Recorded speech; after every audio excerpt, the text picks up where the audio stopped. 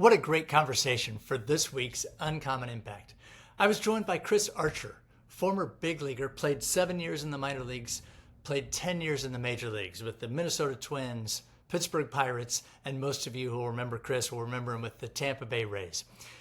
Great person, really thoughtful. Got to know him this past March in Arizona when I was visiting the Los Angeles Dodgers.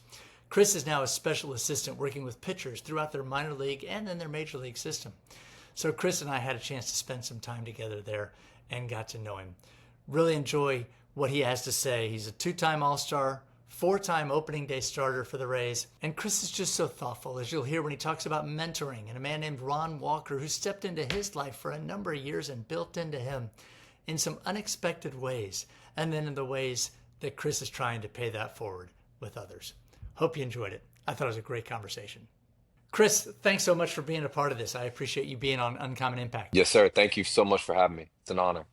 Absolutely. So we are speaking from different parts of Florida. I don't know about you. I've got a storm rolling in outside my window, and given that you live in the lightning capital, it could be just a matter of moments till you have the same. But I appreciate you being on. So I wanted to ask you just briefly. We met back in March. You are now a special assistant for the Los Angeles Dodgers. Did you see that coming? Tell me a little bit about that and how that has been a way in which you can make an impact. Yeah, did I see it coming? I can say yes. I think I just love this game so much, and I love helping young people achieve their dreams. And this is an opportunity for me to like blend those two together, use my 17 years of professional playing experience, um, really as a to help shorten the learning curve for younger athletes. I've been through the draft. I've been traded multiple times. I've had extreme success. I've had extreme adversity. I've dealt with personal things off the field as well. So I think like just the blend of tools that I've developed, mainly through adversity, uh, give me a decent foundation to help younger players. And this is year three.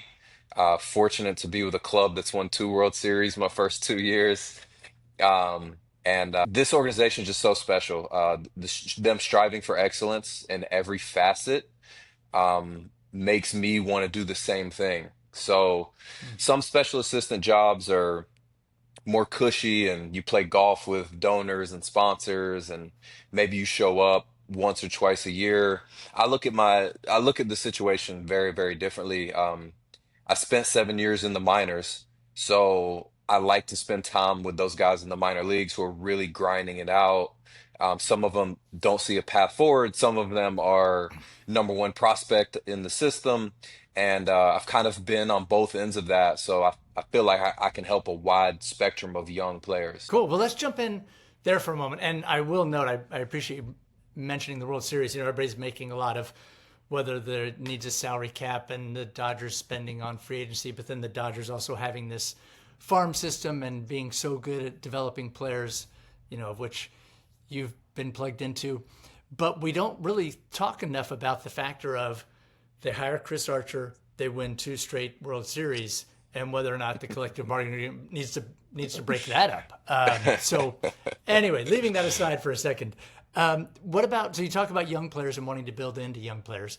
You obviously don't look old enough to have played 17 years professionally. Who were some people who built in, or how did people build into you along the way when you were younger? Yeah, it's a great question. And when we first talked about this, my mind wanted to go to professional coaches, managers that had an impact, but it really starts with my parents. I was so blessed to have a very loving, down to earth upbringing. Um, and then I had a great mentor, I had great friends, and they were really like the pillars for me throughout my baseball career and even to this day. So I think it starts with good parenting, good role models from the beginning. My dad, very blue collar, super family oriented. My mom, she also worked full time, but made sure I went to all the practices and made sure my grades were right, made sure I wasn't acting a fool in school.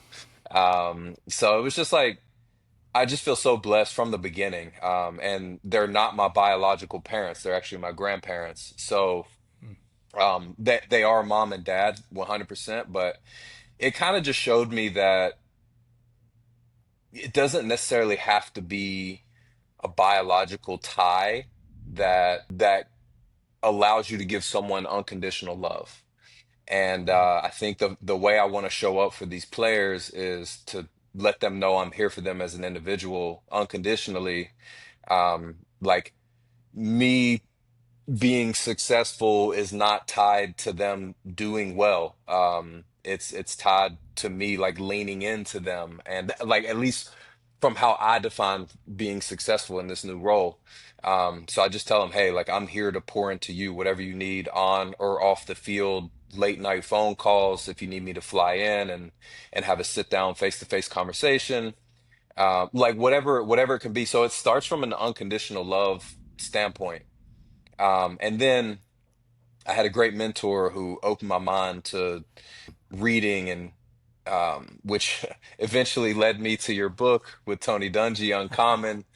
So it's kind of surreal being on this podcast with you, and I really appreciate how you know, you kind of it felt like you kind of gravitated towards me in spring training a little bit.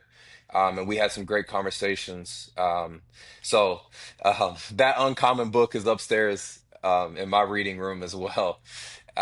So yeah, my mentor, he introduced me to learning, reading, developing as a human, which is something that we call it PD, player development, but I think of it a lot as personal development. So that's kind of where that comes from, my mentor. And then obviously I had some great coaches along the way, and especially at the major league level, guys who allowed me to be myself, but also held me accountable.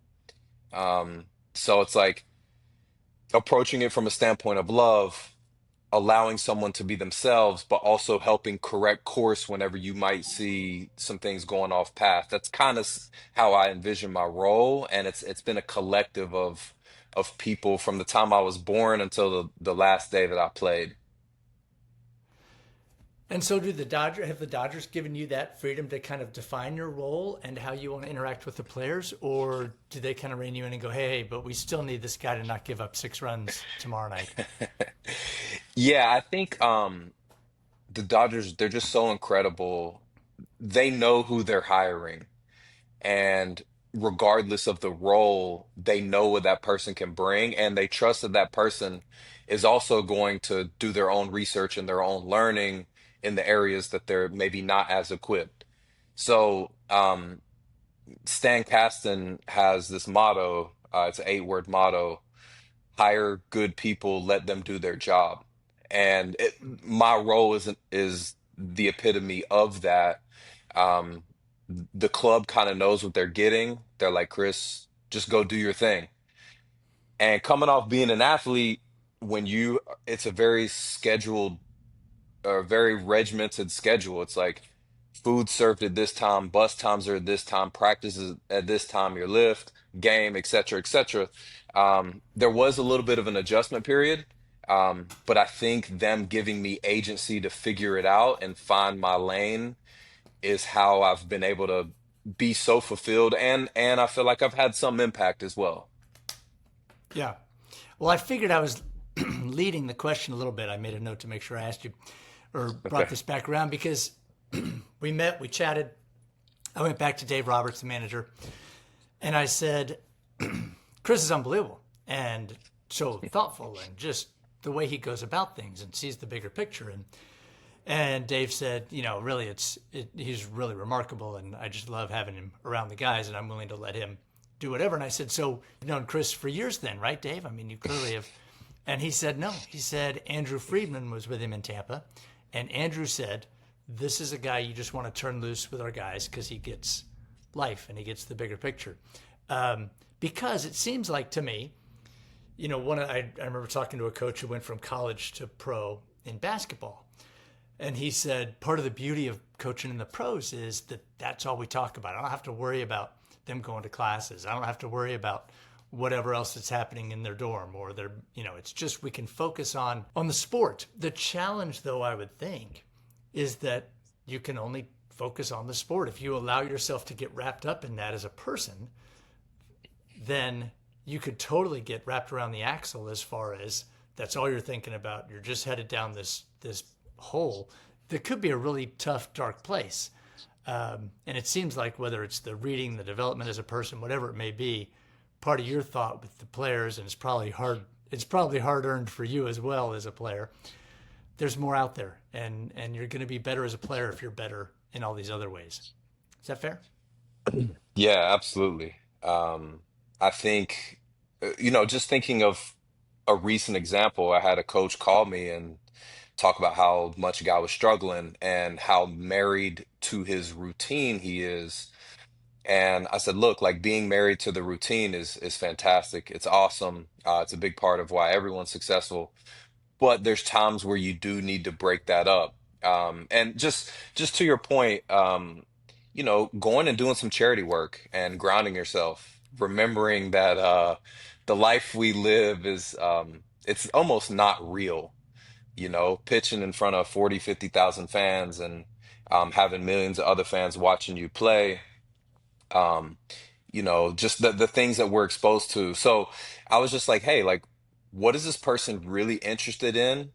Tell him whether he's at home or on the road to go find that to help ground himself, even if that means that he shows up to the ballpark 30 minutes late, or even if that means this week he's like maybe sacrificing an extra hour of sleep to do this other thing that can help his mind and help ground him a little bit to just clear some of the stressors that are naturally felt, especially I feel like with high school drafted players, you don't go to college, you don't get that experience of being like a student.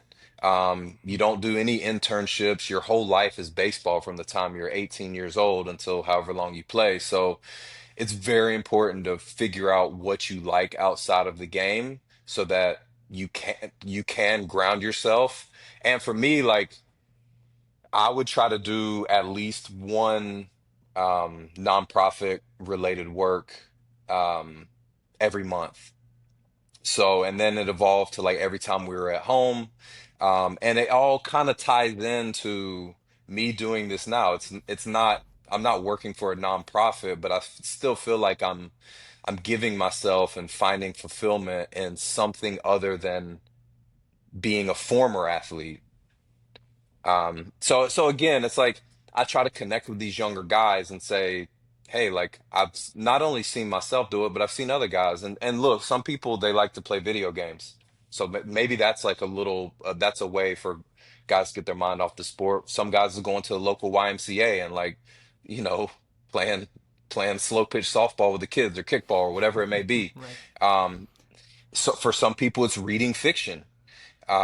So I don't mean to get too long-winded, but I try to find different ways other than like fully like almost drowning yourself with baseball and analytics and movement patterns. I try to help these guys expand their minds a little so that when they do dive back in, they're more refreshed.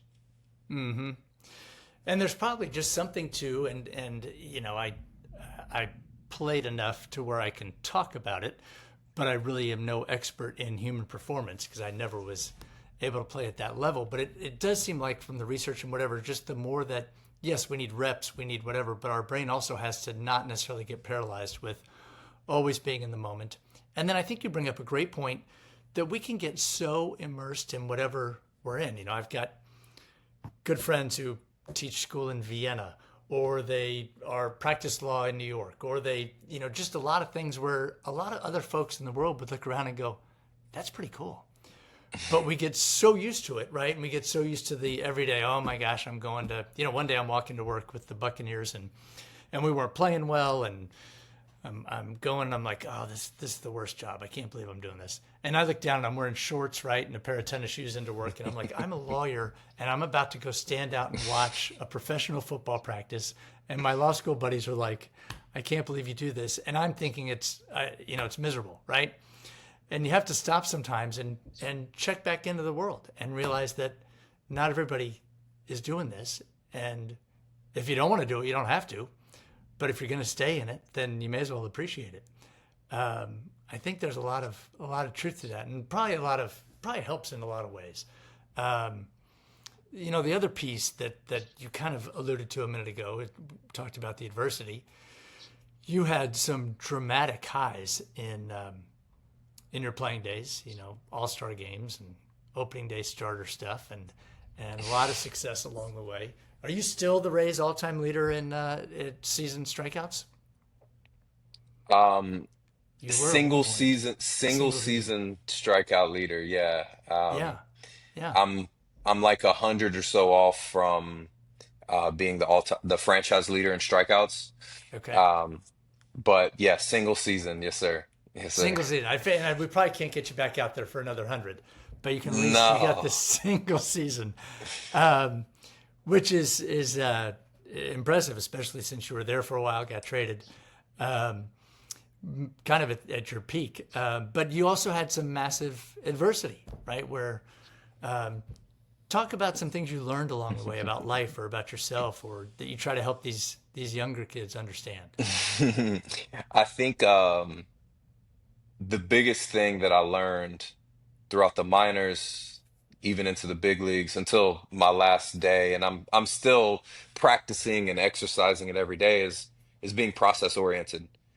I know I know that it gets a little overblown, that term, but it's something that I truly believe in. And just one example I'll give you two examples. Back-to-back years in the minors, I led the league that I was pitching in walks. So on the surface, it's like, oh, this guy's never going to figure it out. Or one could tell themselves, it's my third year in, and 2 of the 3 years I've been the wildest pitcher in the league that I'm pitching in. But for me, I saw it a little bit different. I was like, okay, I'm 19 years old in a league with 21-year-olds.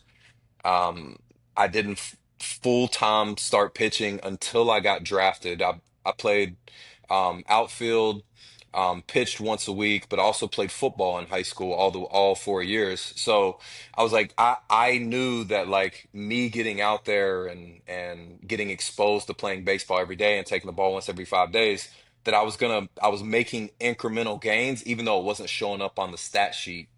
So then I followed that year. So that was 2008, 2009. I led the league in walks. In 2010, I was the number one pitching prospect in the Chicago Cubs organization. That's who I was in the minors with at the time. So it's like I took these small victories and trusted that I was going to be able to flush this out, this strike throwing thing, and then that third year, I was the best pitcher in the organization. Got pitcher of the year, got all the accolades and stuff. So that kind of was like the first kind of, okay, let's focus on the process because it may take some time, but the end result is good if I can focus on the process and find the wins every day and get better incrementally rather than focusing on what's on the back of the baseball card. And then fast forward, 2016, I led the major leagues in losses. I had 19 losses. Um, but my underlying numbers were good. So I said, okay, I'm not going to define myself based off strictly my win-loss record. Yes, I don't want to be tagged as the losingest pitcher. Some might say the worst pitcher in the league, based off that stat. I was like, look, I've done this before. I've based my whole life off being process oriented. And then I turn around in 2017 and I make my second All-Star game.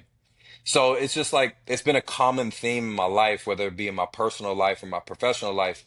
So I really try to emphasize this with these kids. Look, hey, are we taking care of the process? How are our routines? How are we executing individual pitches? Let's not look at it as a 100 pitch outing. Let's scale it down to one hitter. How do we face one hitter? When we met the most adverse moment in the game, how do we handle that? Where was our mind at? Did we execute? Were we breathing, etc., you know?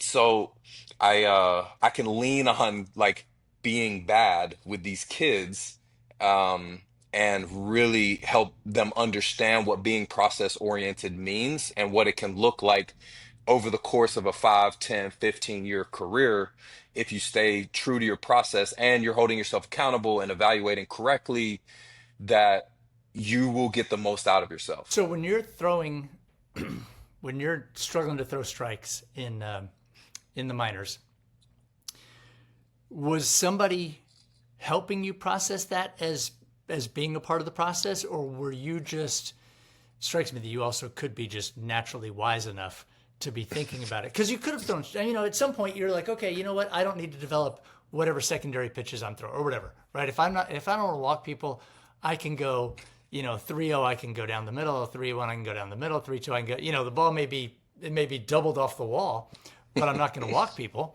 I remember Jim Palmer one time saying, people said to him, the bases are loaded and, there's nowhere to put the batter. And he's like, sure there is. I can put him on first. It's better than a grand slam. Mhm. And so anyway, but did you naturally think, I'm just going to stick with developing, learning, whatever? Or did somebody take you aside and say, take a deep breath. This is part of the growth process? Yeah, I think this is really another area that my mentor helped me in. So him exposing me to reading and reading about other people's journeys and other facets of life, whether it be like Barack Obama, his ascension, or what Tony Dungy's gone through his career in order to be successful. I would read autobiographies and I would read about people who learned how to fail forward.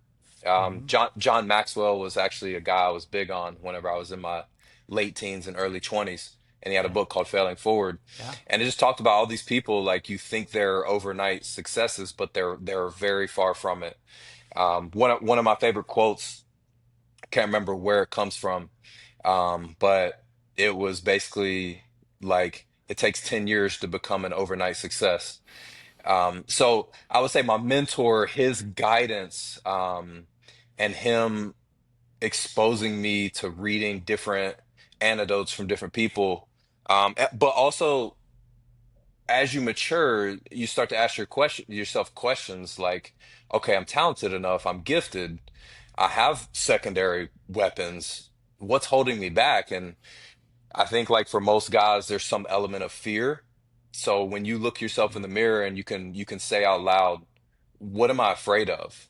Am I afraid of getting released? Am I afraid of getting hit? Am I afraid of giving up a homer? Am I afraid of letting down my parents? Once you say that out loud, sometimes it kind of hits you. It's like, man, that's a silly fear.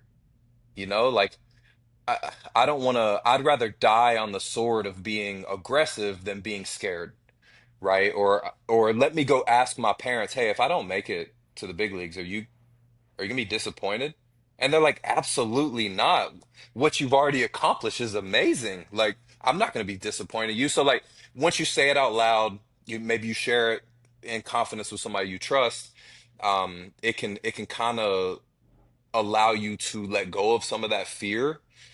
So again, it's like taking these anecdotes from other people, getting to the root of like why I'm not attacking the way I should be attacking, and easing those pressures and allowing yourself to be free out there. That's great stuff and great thoughts on fear, right? There's so many things that we don't even know we're afraid of until we have to stop and, like you say, not only stop and think, am I, and then articulate it. Why am I, or what am I afraid of?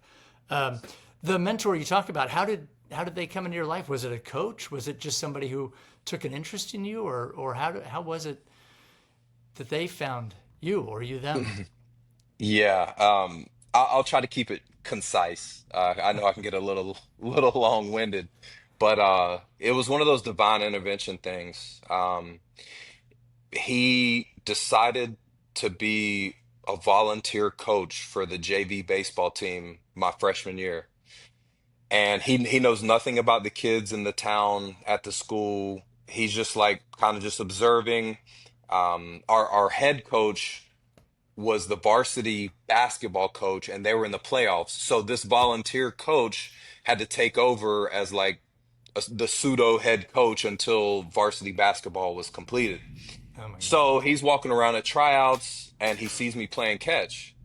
And he walks up to me and he's like, have you ever pitched before? I'm like, yes, sir, but I'm not a pitcher. I'm more of an outfielder. I'll play anywhere, but like pitching isn't my thing, but I can do it. He's like, okay, we're gonna throw you on the mound and see how you do.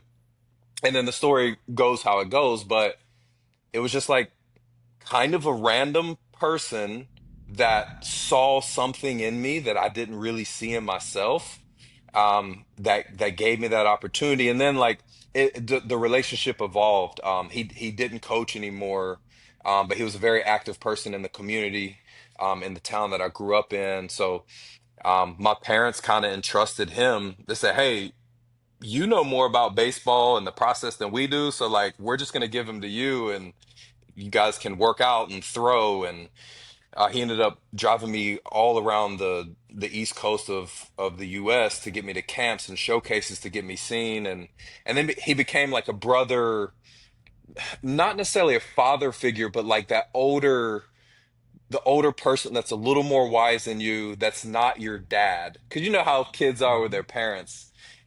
Your parents can tell you one thing, and then you know the high school baseball coach can tell you the same exact thing, and it just lands differently. So I think my parents were aware of that, and they're like, "Hey, you take him, you do what you do." And yeah, he actually passed away 6 years ago, um, which was pretty heartbreaking. Oh, But all for about 15 years, he was a strong force in my life, and I still remember all the things that he taught me. And honestly, I'm trying to pay that forward. I'm trying to pay forward what my parents did for me, what my mentors done for me, what my I have another close friend in North Carolina, what he's done for me. And I'm kind of just like a reincarnation of those people now with these kids in the Dodgers organization. that's so great, and I love that kind of thing where you're like, how did all this happen? You're like, I don't know, I can't make sense of it. Here's the story. Um, that's just great, and it's so cool that he would have taken that interest and then done all that. Really, really remarkable. And you're right, it totally lands different when when your parents tell you something, or I try to tell, and then the exact same message from somebody else, and as a parent, you're like, isn't that what I've been saying? Um, that's fantastic. One thing that you touched on a minute ago, talking about routines and the like. I remember Tony telling me about he first took over the Buccaneers, and guys were just so used to, or they weren't used to, how do you recover from things not going like you planned. And so his first training camp, he like woke him up at 5 a.m. and they bust down to Orlando to scrimmage the Dolphins, or for a preseason game or something. And they're like, hey, we fly everywhere, and we fly, and it's a normal time. And he said, you know what? Somewhere in the second quarter, something's going to happen that we don't expect. And so we're going to do the 5 a.m. wake up call that you aren't expecting, and I want you to figure out how to perform in this practice at 7 a.m. in Orlando with the Dolphins. Just that idea of throwing you out of your routine. How do you adjust? How do you handle it? Because not only is it going to matter on the mound, but there are going to be times in life when we have to adjust to things and things get thrown at us. I think that's a great point. The process matters, but then it also matters, are we able to, on days when things don't go right, handle, adjust, shift, whatever it may be. Absolutely. Absolutely. Yeah. All those things are really cool. Let me ask you this just quickly, just a couple things left and I'll let you go, but I could drill down all day on the mentor. So you're from outside of Raleigh, and I lived in Durham for a number of years. I know you played for the Bulls there, and I didn't know what Carolina barbecue was until I was headed home down old US 70 and going down past Clayton and Smithfield and finding that they actually put the coleslaw on the barbecue, which me being a Florida guy, I didn't get. How big a transition was it for you to go from small town, playing every sport, doing everything? People aren't going to realize, we look roughly the same size here. When we went to I wanted to take a selfie at spring training, and that's when I realized, oh, Chris looks like a linebacker. He's Oh, taller, he's wider, you're not a small guy to be looking at on the mound out there. What was it like to go from kind of that environment to then being in some of the places you played and lived? Was that an adjustment to go from small town guy to kind of big lights? Was that a part of your growth? Yeah, talk about fear. I was a kid whenever I was younger. I had a hard time spending the night at friends' houses, just because I was so comfortable in my own home. So Hmm. there were several times where I would call my parents at 1 or 2 in the morning. Hey, I can't sleep. Can you come pick me up? So yeah, going out. I graduated high school at 17 years old, and that was like the first extended period of time that I was away from Clayton, North Carolina. And yeah, it's so hard. Again, the high school route to the major leagues is a super challenge. But the one thing I do like is in the minors, the cities progressively get bigger. So you start in Mm. small town USA. So there is some comfort in that. It's not overwhelming. The first affiliate that I played for was Lake County. It was in Lake County, Ohio. It was like a suburb of Cleveland. And then the second team was Peoria, Illinois. So these are like smaller cities. There's a little bit more of a homey feel. And then, graduate to Daytona Beach, and then you go to Montgomery, Alabama, Knoxville, Tennessee. Like it's slowly getting bigger and bigger. Hmm. So I kind of had that working in my favor. And then I get called up with the Tampa Bay Rays, which are based in St. Pete, which is St. Pete and Tampa are very different. St. Pete is very easy to navigate. Traffic's not bad. I always tried to stay within 10 to 15 minutes from the field. And I actually still live in the first house that I bought in 2014 once I got established in the big leagues. I'm actually still that's the house that I'm in right now. So there is like a major comfort. Um, but I think it would be very different if you got drafted by the Yankees or the Dodgers, the Mets, the Cubs, one of these larger market teams. It would be much more challenging, and that is something that we do also try to help guys with. Is like, hey, like, are you capable of being responsible for paying certain bills and finding your own transportation to the field? And promptness is very important. We need to err on the side of being 30 minutes early than 30 minutes late. Um, it's not something that was terribly drastic for me, just given the nature of St. Pete, but it's very Hmm. different in LA. Very, very different in LA. And we try to give guys as many tools as we can to prepare for that. Yeah.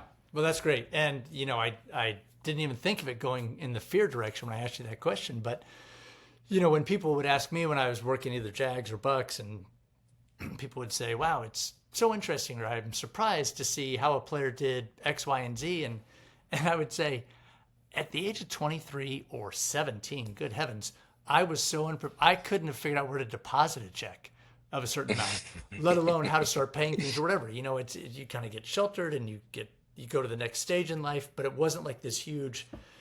Now I'm 18 and I have either a signing bonus or I'm living alone and whatever, and and now I got to take care of.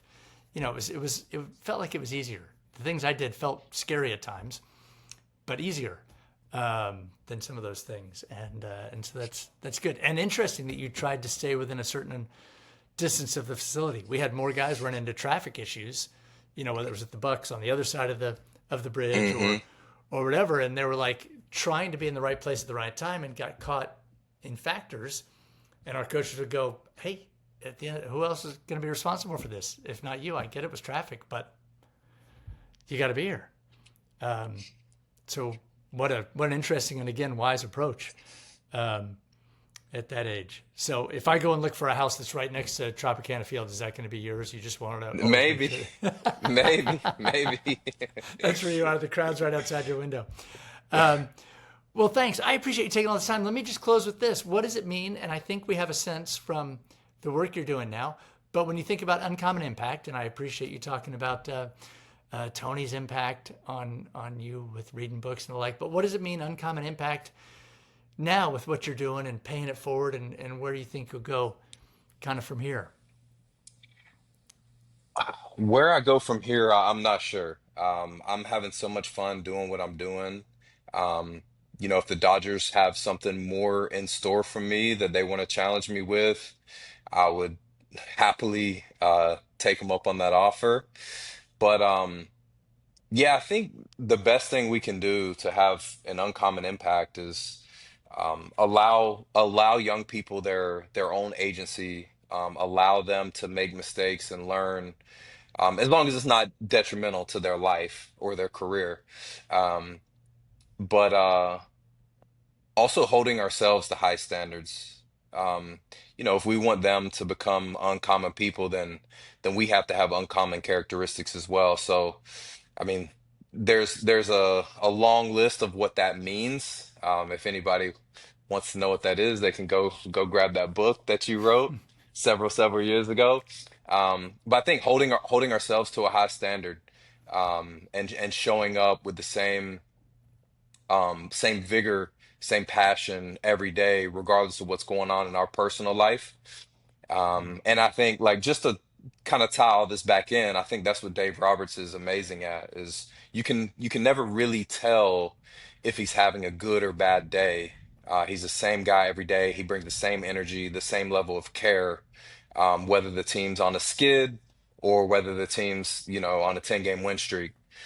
So I think showing up every day and allowing people to know, hey, like, this person is going to be consistent and I know what I can go to them for, I think is pretty much the start of being uncommon, because people are seemingly more emotionally volatile now than ever.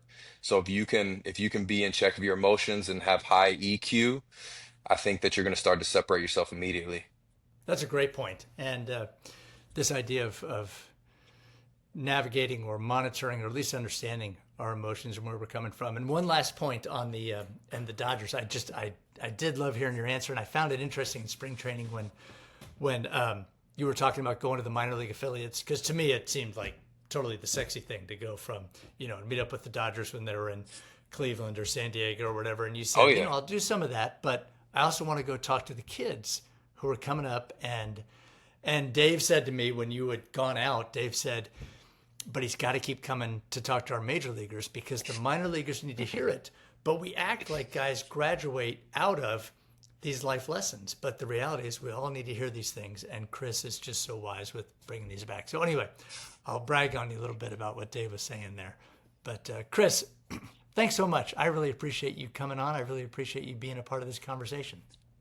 Yes, sir. Nathan, again, it's an honor. I appreciate you asking me to come on, and let's do it again in the future. Good. Sounds great. Thanks so much, Chris. Yes, sir. Thank you.